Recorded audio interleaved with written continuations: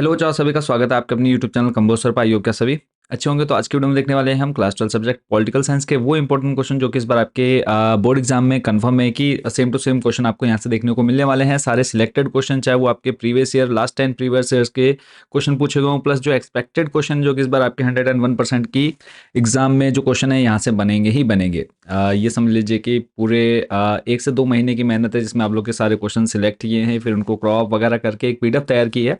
तो आप लोग की सारी पीडीएफ जिसमें आपके MCQ very short short question सारे कवर किए हुए हैं, वो आपको जो बच्चे परचेस करना चाहते हैं वो परचेस भी कर सकते हैं। हिंदी मीडियम इंग्लिश मीडियम दोनों के लिए अवेलेबल है, तो वो भी हम जानेंगे वीडियो में कैसे आप इनको ले सकते हैं। बट पहले कुछ इंपॉर्टेंट क्वेश्चन देख लेते हैं। तो फर्स्ट क्वेश्चन है, शॉक थेरेपी क्या थी? क्या साम्यवाद से पूंजीवाद की तरफ संक्रमण का यह सबसे बेहतरीन तरीका था? अब यहाँ पे मैं बता दूं कि जो शॉर्ट एंड लॉन्ग क्वेश्चन है वो इसी एक ही पीडीएफ में कवर है, तो ये 2 पार्ट में आएगी। तो इन दोनों ये जो कंप्लीट पीडीएफ है, फर्स्ट पार्ट इसका नाम दे देंगे हम शॉर्ट क्वेश्चन आंसर्स, और इसका जो सेकंड पार्ट आएगा उसको हम नाम दे देंगे लॉन्ग क्वेश्चन आंसर्स। तो क्योंकि इसमें दोनों टाइप के क्वेश्चन कवर है, तो चैप्टर वाइज आप लोग को यहाँ पर इंपॉर्टेंट क्वेश्चन मिलते जाएंगे। तो most important question, most repeated question है बच्चों, शॉक थेरेपी। ये 101% लिख करके रख लो, शॉक थेरेपी आएगा ही आएगा। क्योंकि आप इनका यहाँ पर प्रीवियस ईयर में भी देख सकते हैं कि 14, 16, 22, 19, 11, 12, 23 में ये लगातार पूछा गया है। तो शॉक थेरेपी यहाँ पे आपने पढ़ लेना। और मैं आपको बता दूं कि आपके एग्जाम से पहले लाइव क्लास भी होगी। जैसे कि आप लोग का अगर एग्जाम 1 को है तो 28 को आपकी लाइव क्लास भी होगी, तो उसमें ये सारे क्वेश्चन को हम बहुत अच्छे से एक्सप्लेन भी करने वाले हैं। तो अभी फिलहाल मेन मेन क्वेश्चन मैं यहाँ पे आपको बताते हुए चल रहा हूँ, ताकि आप लोग पहले इन क्वेश्चंस को अच्छे से प्रिपेयर कर लें। शॉक थेरेपी पढ़ लेनी है। नेक्स्ट उसके बाद, सोवियत प्रणाली क्या थी? क्या है एक आदर्श व्यवस्था थी या असफल? समझाइए। सोवियत प्रणाली को विस्तारपूर्वक बताना है आपने। यहाँ पर 2019, 15, 17 में बच्चों क्वेश्चन पूछा जा चुका है, तो इसको आपने देख लेना है। नेक्स्ट क्वेश्चन है, सोवियत संघ के विघटन के कारण लिखिए। क्या कारण था जिसके कारण सोवियत संघ टूट गया या फिर उसका विघटन हो गया? तो इसको आपने देखना है। नेक्स्ट क्वेश्चन है, सोवियत संघ के विघटन के क्या परिणाम हुए? जब सोवियत संघ टूट गया उसके बाद क्या क्या समस्याओं का सामना करना पड़ा सोवियत संघ को, उसके बारे में आपने यहाँ पर अच्छे से बताना है। और कम से कम 4 से 5 पॉइंट आपको यहाँ पर याद कर लेने हैं। नेक्स्ट चलेंगे अगले प्रश्न पर। नेक्स्ट जो क्वेश्चन रहेगा उसको हम देखेंगे। और देखो, इतना लॉन्ग अगर लॉन्ग में आएगा तो कम से कम 10 पॉइंट, अगर शॉर्ट में आता है 2 नंबर 3 नंबर का आता है, तब आपने कम से कम 5 पॉइंट अच्छे से याद कर लेने हैं। नेक्स्ट क्वेश्चन है, चीन के नेतृत्व ने 1970 के दशक में महत्वपूर्ण नीतिगत निर्णय लिए, वे निर्णय क्या थे? क्या क्या निर्णय लिए गए वो आप यहाँ पे शॉर्ट क्वेश्चन में देख सकते हैं। अगला और मोस्ट इंपोर्टेंट क्वेश्चन, ये क्वेश्चन भी आप लिख लीजिए कि ये क्वेश्चन भी कल आपके एग्जाम में बनने वाला है। तो आसियान से क्या आशय है? इसकी कार्यप्रणाली क्या है? आसियान के गठन एवं कार्य का वर्णन कीजिए। इसको लाइव क्लास में हम बहुत अच्छे से समझेंगे। शॉर्टकट ट्रिक कि आसियान में कौन कौन से देश आते हैं, शार्क में कौन कौन से देश आते हैं, कब इसकी स्थापना की गई, इसका मुख्य कारण क्या है, वो सब हम लाइव क्लास में बहुत अच्छे से समझेंगे। बट मेन अभी है कि आपको इंपॉर्टेंट क्वेश्चन सारे मिल जाए। तो आगे बढ़ने से पहले आगे के क्वेश्चन भी देखेंगे, और भी इंपॉर्टेंट क्वेश्चन काफ़ी देखेंगे इस वीडियो में। बट उससे पहले समझ लेते हैं कि जो बच्चे पीडीएफ परचेस करना चाहते हैं, बहुत अच्छा स्कोर करना चाहते हैं अपने पॉलिटिकल साइंस के एग्जाम में, तो मात्र 80 रुपये में आप पीडीएफ परचेस कर सकते हैं। कैसे लेनी है? तो आप सिंपली हमारी वेबसाइट विजिट कर सकते हैं या फिर हमारे व्हाट्सएप नंबर पर भी कॉन्टैक्ट कर सकते हैं। तो मैं अगर आपको बताऊँ, देखो हिंदी मीडियम इंग्लिश मीडियम दोनों के लिए इंपॉर्टेंट क्वेश्चन अवेलेबल है। तो जैसे आप यहाँ पर देखेंगे सामने 3 पीडीएफ हैं, very short question answers long है, उसके बाद आपके MCQ multiple choice question answers. तो पीडीएफ लेने के लिए आप ये हमारा व्हाट्सएप नंबर देख सकते हैं। इस पर आपने सिंपली मैसेज करना है, आपने अपनी क्लास सब्जेक्ट और मीडियम लिखना है। इतना करते ही हम आपको एक क्यूआर कोड सेंड करेंगे, उस पर आप जैसे ही पेमेंट करेंगे पीडीएफ डायरेक्ट आपके व्हाट्सएप नंबर पर भेज दी जाएगी। सेकंड जो मेथड रहने वाला है वो है, आप हमारी वेबसाइट विजिट कर सकते हैं। कंबोज सर आपने सर्च कर लेना है, आपके सामने हमारी वेबसाइट आ जाती है। होम पर आना है, नेक्स्ट टॉप 30 क्वेश्चन सेलेक्ट करना है नीचे से। टॉप 30 में आने के बाद क्लास 12 में आने के बाद यहाँ पे आपने सब्जेक्ट ले लेना है, जो भी आपका सब्जेक्ट है। उसके बाद Hindi medium English medium choose कर लेना, जो भी आपका मीडियम रहेगा। नेक्स्ट ऐड टू कार्ट करके प्रोसीड टू चेकआउट, और पेमेंट होती है आपको वहीं पर डाउनलोड का ऑप्शन मिल जाता है। चलेंगे वापस हमारे इंपॉर्टेंट क्वेश्चन पर। नेपाल में लोकतंत्र समर्थन आंदोलन पर एक टिप्पणी लिखिए। क्या प्रजातंत्र की ओर संक्रमण पूर्ण हो गया? या फिर नेपाल में लोकतांत्रिक आंदोलन पर एक संक्षिप्त टिप्पणी लिखिए। 2010 और 14 में पूछा गया, इस बार मोस्ट इंपॉर्टेंट बच्चों ये क्वेश्चन रहेगा ही रहेगा। अगला प्रश्न है, वे मुख्य कारण क्या हैं जिन्होंने पाकिस्तान में स्थिर प्रजातंत्र के निर्माण को विफल करने में योगदान दिया? और ये समझ लीजिए कि पॉलिटिकल का पूरा जो पेपर है वो आपका यहीं से बनेगा, एक भी क्वेश्चन बाहर से नहीं बनने वाला है, क्योंकि इसमें सारे आप लोग के ऐसे क्वेश्चन है जो कि पूरे एक्सपेक्टेड है कि इस बार आएगा ही आएगा वो क्वेश्चन। ठीक है। नेक्स्ट है, श्रीलंका में जातीय संघर्ष और लोकतंत्र के विकास का वर्णन कीजिए। श्रीलंका में जातीय संघर्ष के क्या परिणाम हुए 2018, 20 और 23 में, यानी पिछले 3 साल में? ये 3 बार, मतलब 4 साल में 3 बार ये पूछा जा चुका है, तो इसको आपने देख लेना है। नेक्स्ट जो क्वेश्चन है, दक्षिण एशिया के देशों के बीच आर्थिक सहयोग की राह तैयार करने में दक्षिण सार्क की भूमिका और सीमाओं का आलोचनात्मक मूल्यांकन कीजिए। या फिर दक्षिण एशिया के आर्थिक विकास में दक्षिण की भूमिका का वर्णन कीजिए। इसको आपने देख लेना है। तो पहले आपने शार्क के बारे में आपको पता होना चाहिए, कौन कौन से देश है, इसका जो निर्माण हुआ या कब इसको बनाया गया वो आपको पता होना चाहिए। फिर इसके बाद इसकी भूमिका क्या है, फिर इसकी सीमाएं या फिर बाउंडेशंस क्या हैं, लिमिटेशंस क्या है, वो आपको बताना है। नेक्स्ट क्वेश्चन है, दक्षिण एशियाई मुक्त व्यापार क्षेत्र समझौते का विस्तृत वर्णन कीजिए। क्वेश्चन 11 और 90 में बच्चों को पूछा जा चुका है। चलेंगे अगले मोस्ट इंपॉर्टेंट क्वेश्चन पर। अंतर्राष्ट्रीय आणविक ऊर्जा एजेंसी IAEA, इसकी फुल फॉर्म भी आपसे पूछी जा सकती है वेरी शॉर्ट क्वेश्चन आंसर्स में। इसके दो महत्वपूर्ण कार्य बताने हैं आपको, और ये क्वेश्चन भी आप देख सकते हैं, मोस्ट रिपीटेड क्वेश्चन है बच्चों। अगला प्रश्न है, सुरक्षा परिषद के कार्यों का वर्णन कीजिए। सुरक्षा परिषद क्या है ये आपको अच्छे से पता होनी चाहिए। इसमें कितने सदस्य हैं, वीटो, और देखो वीटो से रिलेटेड एक क्वेश्चन आपका बनेगा ही बनेगा कि वीटो के अंदर कौन कौन से देश शामिल हैं। 5 देश है, पांचों देशों के नाम आपने अच्छे से याद कर लेने हैं। और वीटो पावर क्या है तो ये भी आपको अच्छे से पता होना चाहिए।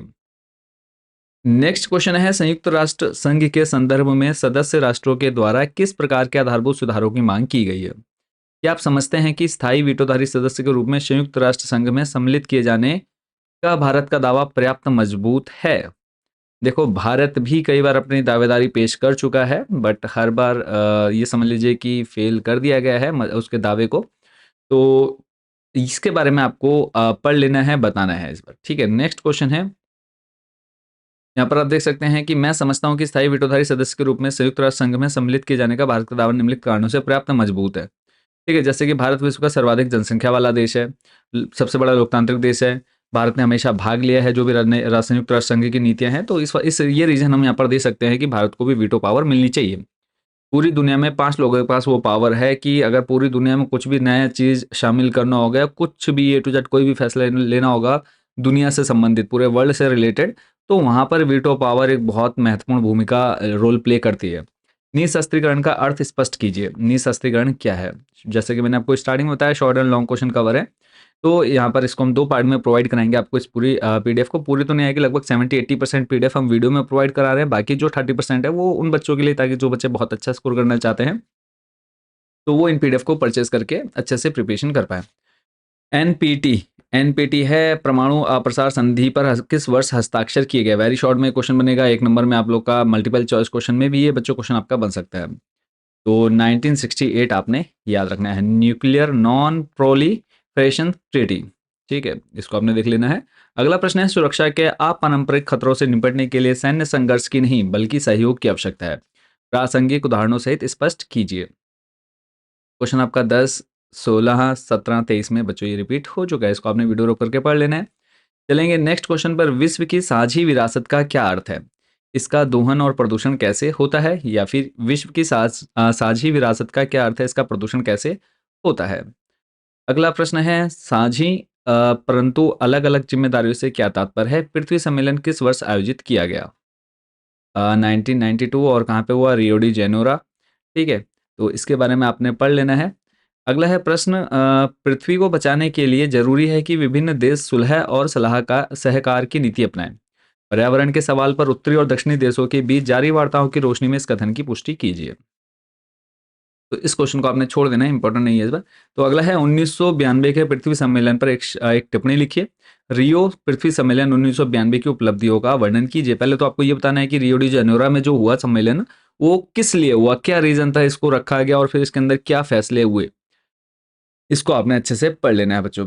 अगला जो प्रश्न है, पर्यावरण के मुद्दे, इसको आप देख सकते हैं कि पर्यावरण के मसले पर भारत के पक्ष को विस्तार पूर्वक समझाइए। भारत अपना क्या पक्ष रखता है पर्यावरण से संबंधित, तो इसको आपने देखना है। 3 क्वेश्चन है, तीनों के आंसर एक बार सिर्फ आप लोगों ने पढ़ लेने हैं।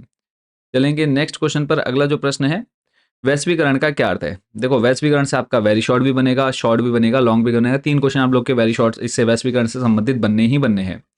प्रश्न यहाँ पे, वैश्वीकरण में प्रौद्योगिकी का क्या योगदान है? वैश्वीकरण का कारण संक्षेप में बताइए। तो पहले तो आपको वैश्वीकरण पता होना चाहिए कि वैश्वीकरण क्या है, तो उसकी डेफिनेशन अच्छे से आप लोगों ने याद कर लेनी है। अगला प्रश्न है, वैश्वीकरण ने भारत को कैसे प्रभावित किया है, और भारत कैसे वैश्वीकरण को प्रभावित कर रहा है? वैश्वीकरण के दौर में भारत की स्थिति की विवेचना कीजिए। तो यहाँ पर वैश्वीकरण का भारत पर प्रभाव क्या पड़ा, भारत का वैश्वीकरण पर, पहले तो वैश्वीकरण का भारत पर प्रभाव, फिर भारत का वैश्वीकरण पर क्या प्रभाव पड़ा, ये दोनों आपने बताने हैं। तो जैसे कि मैंने आपको बताया, वैश्वीकरण से आप लोगों का शॉर्ट, वेरी शॉर्ट, लॉन्ग बनेगा ही बनेगा। तो ये क्वेश्चन है जो कि सिलेक्टेड है बच्चों आपके यहाँ पर। पूछे जाएंगे। वैश्वीकरण के राजनीतिक, आर्थिक एवं सांस्कृतिक प्रभावों का वर्णन कीजिए। क्वेश्चन आप देख सकते हैं, किसी भी तरह से घुमा करके पूछ सकते हैं, परेशान नहीं होना है। वैश्वीकरण से संबंधित आप लोगों ने जो प्रभाव अगर पूछेगा तो राजनीतिक प्रभाव आपने लिखना है, उसके बाद फिर आर्थिक प्रभाव लिखना है। आर्थिक प्रभाव अगर आप लिख लेते हैं, सांस्कृतिक प्रभाव, तो ये 3 प्रभाव आपने अच्छे से याद कर लेने हैं। एक लास्ट क्वेश्चन और देख लेते हैं, बाकी के जो क्वेश्चन उसको हम सेकंड पार्ट जो कि हमारा लॉन्ग के नाम से आएगा, दीर्घ उत्तरीय प्रश्न के नाम से आएगा, उसको हम देखेंगे। बाकी के जो क्वेश्चन हैं और बाकी जो शेष रह जाएंगे वो जो बच्चे पीडीएफ परचेज करेंगे उनको ईजिली एक्सेस हो जाएंगे। तो क्या आप इस तर्क से सहमत है कि वैश्वीकरण से सांस्कृतिक विभिन्नता बढ़ रही है? विवेचना कीजिए।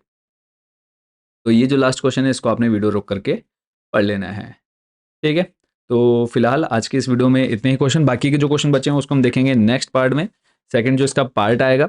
इसके अलावा आप लोग के MCQ multiple choice question answer आएंगे और वेरी शॉर्ट निश्चित उत्तरीय प्रश्न आएंगे, और बाकी जो भी इंपॉर्टेंट क्वेश्चन बनते हैं वो सारी क्लासेस आपको मिलेंगी। बट आप लोग के एग्जाम से पहले पहले एक लाइव क्लास भी होगी आप लोगों की, तो उसमें भी आप सभी जरूर शामिल होइएगा। और कैसे शामिल होंगे, जब तक आप चैनल को सब्सक्राइब नहीं करेंगे आपको नोटिफिकेशन नहीं मिलेगा, तो चैनल को जरूर सब्सक्राइब कर लीजिएगा अगर आप लाइव में बहुत अच्छे से इन सारे क्वेश्चंस के आंसर को समझना चाहते हैं।